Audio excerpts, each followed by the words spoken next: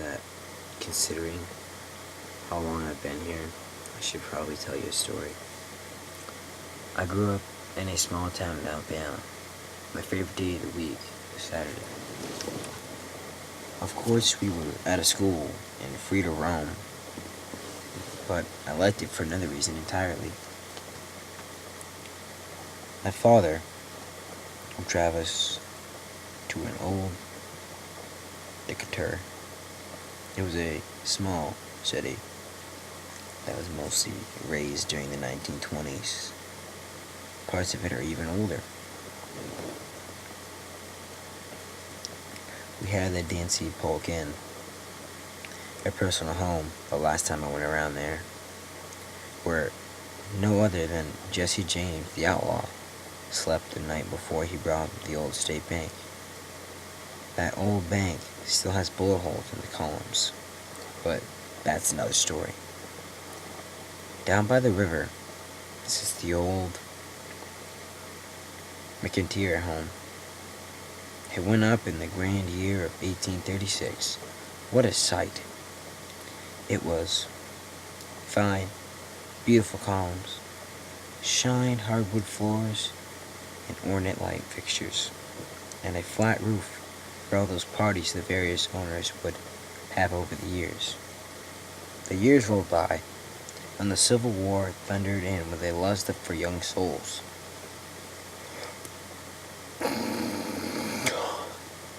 The home was commandeered as a hospital for the soldiers. Standing, those shined floors with blood.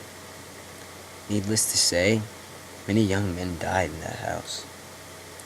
One summer day, a young woman ran to meet her postman. He met her with sorrow for eyes and handed her the letter. She ripped it open and devoured the words. Her fiancé had been horribly injured in battle. She packed her bag and rushed from Georgia to Alabama. By the time she arrived, her lover had succumbed to gangrene. The poor woman was heartbroken. In her despair, she flew up the stairs and onto the roof. With one final shout of pain, she threw herself off from the roof. She landed with a dull thud, snapping her neck in two. Many people have said that on the anniversary of her death, she can be seen running up the stairs and onto the roof. She would run to the edge and simply disappear. I hope you don't believe her to be the house's only lost soul. Years rolled by, the war faded into nightmares, and the house was bought as a private home in the early 1900s. The cops got a call from the owner one night. He said a man had busted into his living room. There was no sign of anyone having been there, and the case was dismissed. A few weeks later, the cops were back for a whole different reason. The man had appeared again. This time, the irate owner gave chase. He followed the intruder out the back door to the garden. The man rushed to a spot near a hydrangea bush and just vanished. The owner was naturally flustered. He convinced himself that he was seeing things and went back inside. The next morning, the owner was getting ready for work. He happened to glance out the window. There was the same intruder standing in the same spot. The owner rubbed his eyes and looked again, just a flower bush. The owner decided to put his worries to rest once and for all. After work, he stopped by a hardware store and bought a shovel. He went to town on that poor bush, and under it was a flimsy wooden coffin. The cops were called, and local historians came in. It was confirmed that the skeleton inside was wearing a Confederate uniform. The house eventually rented by my great uncle turned into a museum in the 1980s.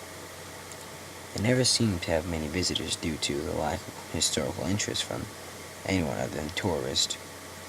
A young woman stopped by to take a gander.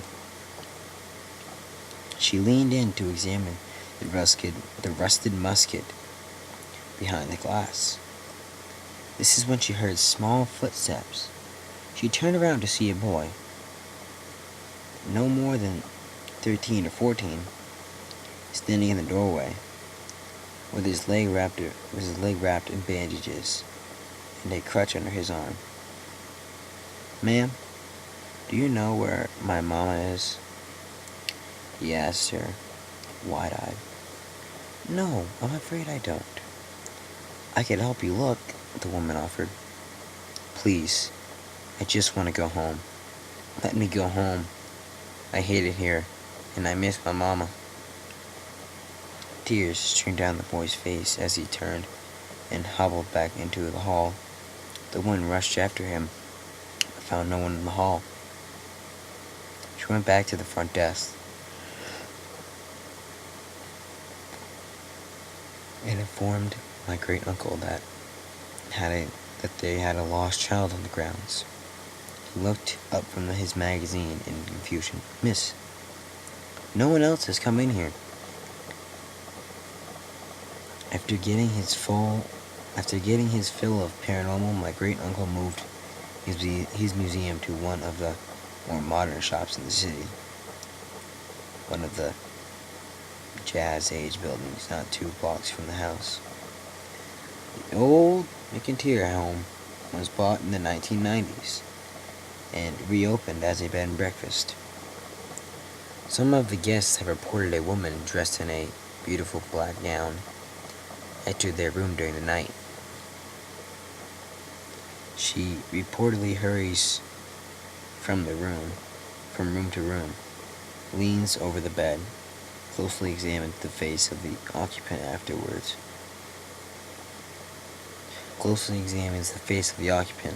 Afterwards, she becomes distressed and rushes from the room. Many people believe she's trapped, searching for a soldier who had died in the house.